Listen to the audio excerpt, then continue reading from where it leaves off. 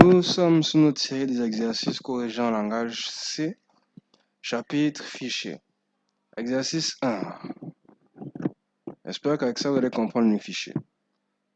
Il veut qu'on écrive un programme qui permet de saisir les noms des aliments. Le programme enregistrera ces noms dans un fichier txt.txt nommé aliments, puis affichera tous les aliments enregistrés sur ce fichier. Notez bien, lors du relancement du programme, les nouveaux aliments seront ajoutés sans effacer les précédents. Alors, l'utilisateur va insérer des données dans le programme et le programme va recracher des résultats. C'est ce qu'on va faire. Il va enregistrer aussi par-dessus le marché.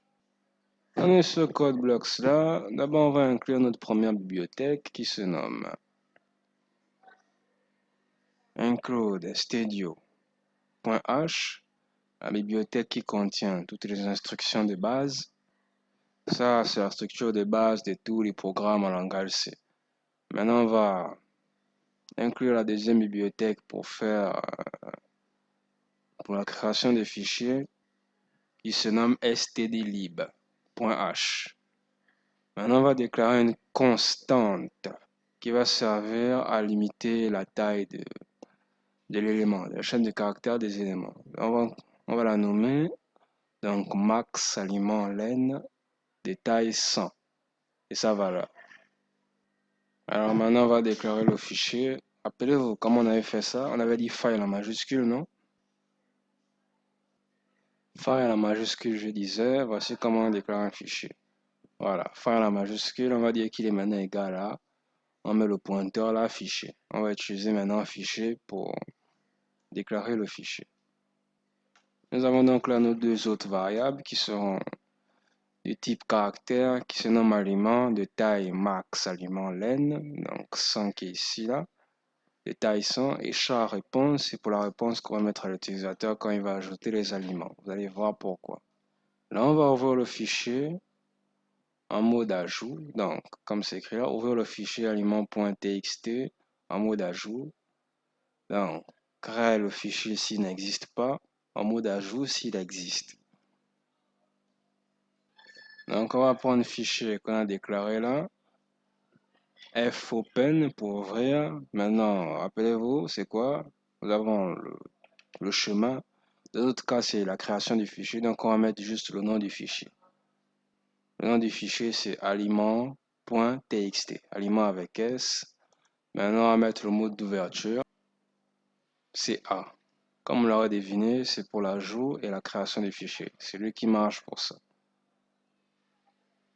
Et là, on va ajouter le cas où il y a une erreur avec le fichier, si ça n'ouvre pas bien le fichier, si ça ne crée pas tout seul, etc. On doit toujours faire ça. Parce qu'avec le fichier, c'est vraiment... ça tient qu'un fil, c'est bon. Donc, si le fichier retourne nul, s'il ne trouve rien, alors... on va l'afficher erreur lors de l'ouverture du fichier, on va retourner 1. Retourner 1 va arrêter le programme. Maintenant, on va demander à l'utilisateur d'entrer les noms d'aliments. On va l'afficher entrer le nom des aliments, maximum 100 caractères par aliment. Voilà, donc pourcentage D qui correspond à la variable qui est là, la taille 100 là, moins 1. On va déclarer une boucle de while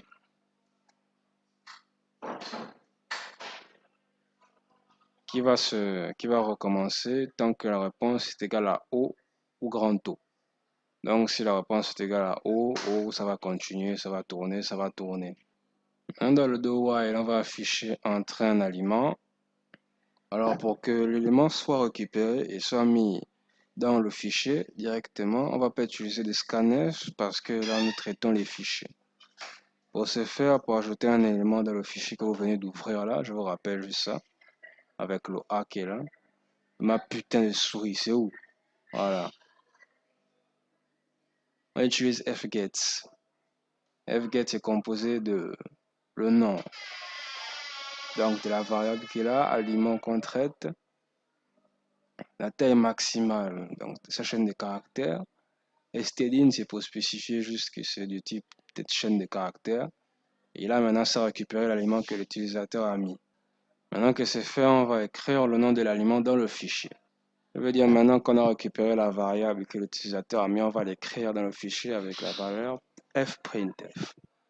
Fprintf, on met là, fichier, donc le nom du fichier qui est là, c'est qui est là, pourcentage S, la chaîne, comme c'est un type de chaîne caractère, variable aliment. Ça veut dire que quand on va mettre l'élément, ça va partir dans le fichier. Et là, on va demander à l'utilisateur s'il veut entrer un autre aliment. Voilà, on va l'afficher, voulez-vous entrer un autre aliment, O ou N? Réponse getChar, donc on va prendre le caractère qu'il va mettre. Et là, on va ajouter une condition pour récupérer le entrée. Quand vous appuyez sur entrée, pour pas que ça dérange la structure après. Donc, on va récupérer le caractère là. Maintenant, on va fermer le fichier. Il ne faut jamais oublier de faire ça, jamais, surtout pour les fichiers. Il faut toujours fermer après qu'on a fini d'utiliser. Maintenant, on va ouvrir le fichier en mode lecture pour afficher le contenu comme ça a été demandé. Pour ce faire, on va rouvrir le fichier, voilà. Le fichier alimente.txt avec R pour read, genre lire seulement les éléments qui sont dans le fichier. Lire le fichier plutôt. On gère encore l'erreur avec ça. On va afficher le contenu du fichier. Donc là, on affiche les éléments enregistrés dans le fichier aliment.txt sont. Comment on va faire ça? On va déclarer une boucle de while. Donc, tant que on va utiliser fget qui est là. Fget qui va servir à prendre le contenu du fichier. Donc là, ça prend d'abord aliment, c'est la structure de ce qu'il cherche. Ensuite, maxLength, c'est la taille maximum donc de la taille de la chaîne qu'il cherche. Appelez-vous aliment, voici sa structure là et sa taille qui est là. Ensuite, fichier, c'est le fichier qu'il ouvre. Ça correspond à celui qui a le fichier ouvert et l'aliment.txt ouvert en mode read ou je sais pas quoi. Donc, s'il est différent de nul, ça va parcourir chaque ligne du fichier texte là.